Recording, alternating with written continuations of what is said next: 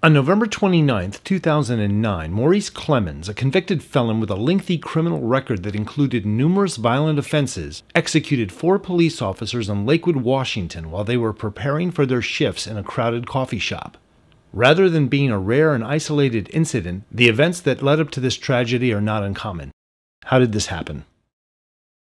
Previously classified by the Washington State Department of Corrections as at a high risk to reoffend, on May 9, 2009, Clemens assaulted 2 Pierce County Sheriff's deputies after verbally threatening them.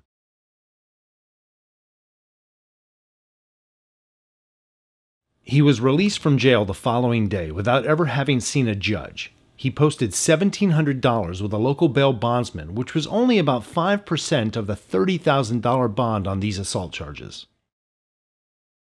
2 days later, on May 11, 2009, Clemens raped a 12-year-old girl. Upon his arrest for the rape, a court-ordered mental health evaluation deemed him to be dangerous and said that he presented an increased risk of future criminal acts. In response to this, a Pierce County judge set bail at $150,000. On November 23, 2009, Clemens again paid only a fraction of this bail, this time paying $8,000 to Jail Sucks bail bonds, ultimately allowing the release of Clemens and his dangerous behavior into society.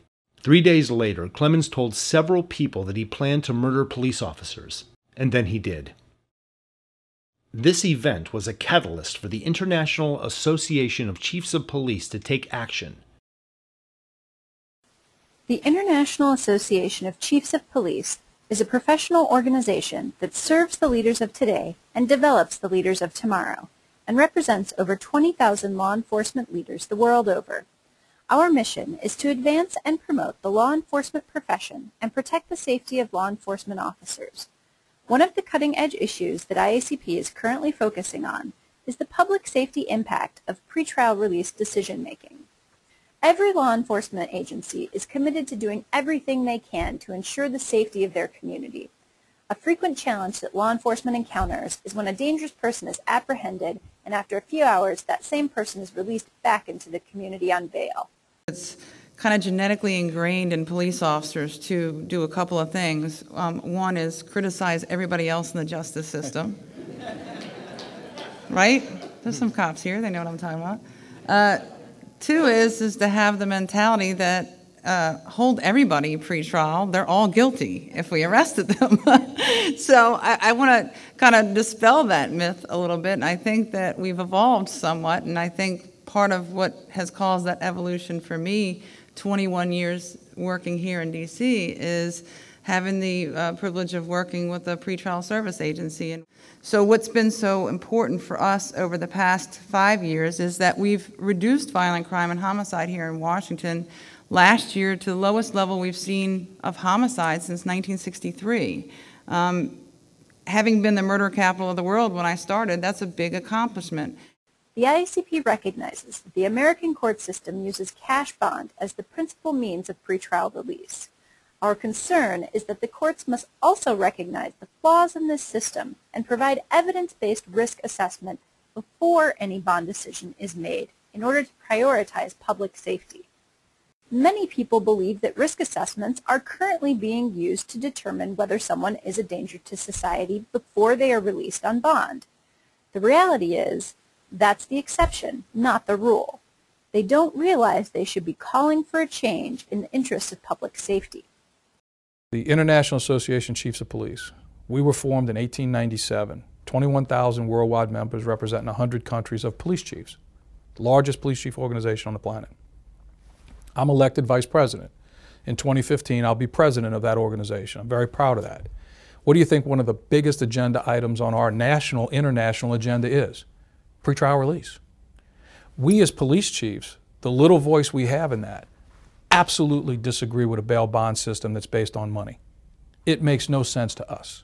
It should be based on risk factor. And the IACP has been well out in front agreeing that use a rational-based pretrial system to determine who needs to be incarcerated pending trial, as opposed to functions of money, functions of just boring bail schedules. I mean, John Will and them will go on about this longer than me, but what's the bail scale have anything to do with anything? It's got to be that individual, and it's got to be what's their propensity to create crime again based on their propensity of past crime. And make smarter decisions and leave them, right? So I'm a police chief who in Nashville was thought to be, you know, ride them hard, throw them all in jail. We passed a law in Tennessee the last days I was there where we as the police chiefs went to the legislature and said, we will support you. We will give you political cover, if you will, to take low-level offenders out of the prison system and replace them with robbers. That was the first time that law had been touched in 20 years, and they were kind enough to send me a copy of the signed law. So that was a police chief thought to have been throw them all away, lock them up, throw away the key kind of guy, because that's what was my reputation. But it didn't make any sense. And we petitioned the legislature, and it was the first time that law was changed in over 20 years. So absolutely I believe in pretrial services. Absolutely I believe in making better assessments of who needs to be in a prison as opposed to lock them up, throw them away.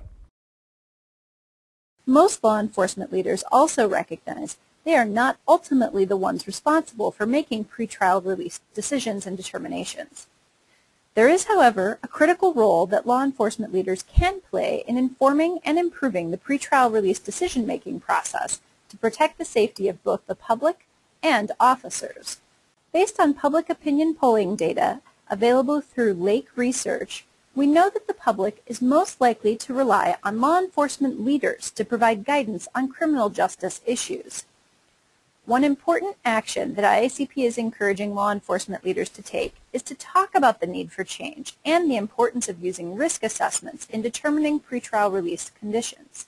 The voice of law enforcement has long been absent from the pretrial discussion, leaving this critical process, which directly impacts public safety, to the discretion of others, often relying on an oversimplified bail schedule. To advance law enforcement's leadership role in the improvement of pretrial release practices, IACP has launched the Pretrial Justice Reform Initiative in partnership with the Public Welfare Foundation and the Pretrial Justice Institute. The IACP is launching a national awareness and engagement campaign which will be guided and implemented by our Champion Group. The Champion Group consists of progressive law enforcement leaders who are willing to take a stand on this officer and community safety issue in their communities and among their peers.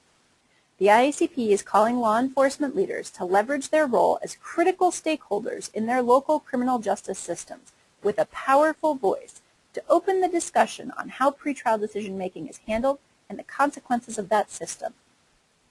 As a first step, we encourage all law enforcement leaders to understand how pretrial decisions are informed and managed locally. If they determine that there is cause for concern about their current process, we encourage them to take the next step in engaging other local criminal justice stakeholders in conversation about the public safety implications of the current pretrial system.